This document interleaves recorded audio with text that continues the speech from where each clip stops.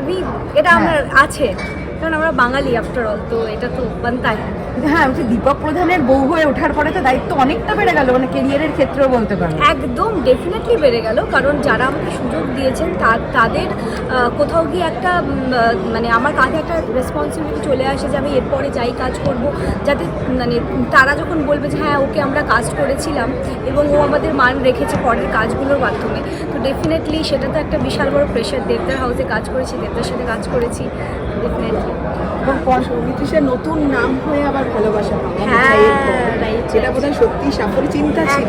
হ্যাঁ, চিন্তা বলবে সেটা, সৌমিত্রিষা কি বলবে সেটাই। মানে আমার মনে আছে যখন মিঠাইও আমি করছি, তখনও যখন মানে মিঠির চরিত্রটা এলো, তখনও আমি ভীষণভাবে আর কি টেনশনে ছিলাম যে অডিয়েন্স একই সিরিয়ালে কী করে আরেকটা ক্যারেক্টার হিসেবে একদম অন্যরকম অ্যাকসেপ্ট করবে। তখনও আমি দেখেছি যে আমাকে অডিয়েন্স আমার ভুলগুলো সবসময় ভাঙিয়ে দেয়, যে না আমরা হয় না যে সৌমিত্রিষাকেই ভালোবেসেছে, তো তুমি যেটাই করবে আমরা তোমার সাথে সবসময় আছি। এবং সেটা সিনেমার চরিত্রটাও আমি দেখলাম, রুমিতেও আমি দেখলাম যে রুমিতেও আমাকে লোকে এত ভালোবাসা দিয়েছে। এবং এখন সোশ্যাল মিডিয়ার থ্রুতে তো আমাদের মানে কি বলবো ইন পার্সন যেতে হয় না, আমরা সোশ্যাল মিডিয়াতেই অনেক ভিডিওস অনেক ক্লিপিংস দেখতে পাই, আর ফ্যান পেজরা তো আছেই, ওরা তো দেখিয়েই দেয়, ট্যাগ করে, তো দেখতে পাই যে কারা কী বলছে।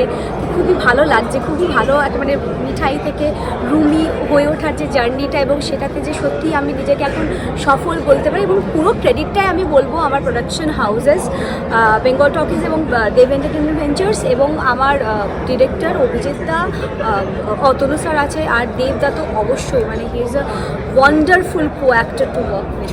একটা সিনেমার থেকে কাজ নিয়ে কি কোনো কথা হচ্ছে না? আমরা আবার পরে এখন কথাটা ডেফিনেটলি হচ্ছে, কারণ আমি যেটা বললাম যে এখন আমাদের কাজ করার সময়, তখন আমরা কাজ করব। তবে এখন আমি এগুলো নিয়ে বলবো না। এখন একদমই আজকে প্রধান দিন এবং প্রধানের 50তম দিন আজকে সেলিব্রেট করব।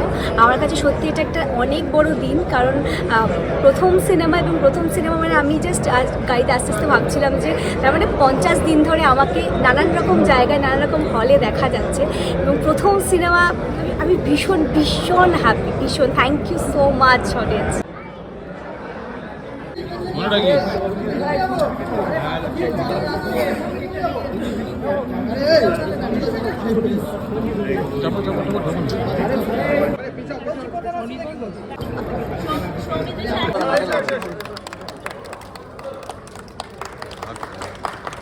সামনের দিকে সামনে থ্যাংক ইউ ভাই স্যার। স্যার তো গলায় কি আছে?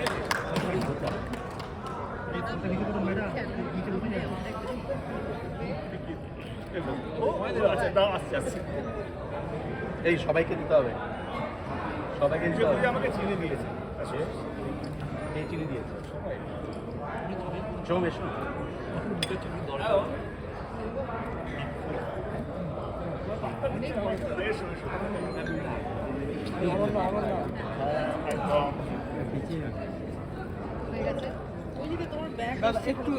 কেউ পাইনি, এই তো গরিব পাইনি এখানে। একটু ফোনটা পিছিয়ে নাও, তোমাদের ফোন আসছে। এই তো না আমি এলাম। না না উঠবে না। ওইটাও দেখুন। থ্যাংক ইউ ভাই, thank you, thank you. Hi hi, ভালো আছো? দাদা ভালো আছি দাদা, তুমি ভালো আছো? স্যার ভালো আছেন স্যার?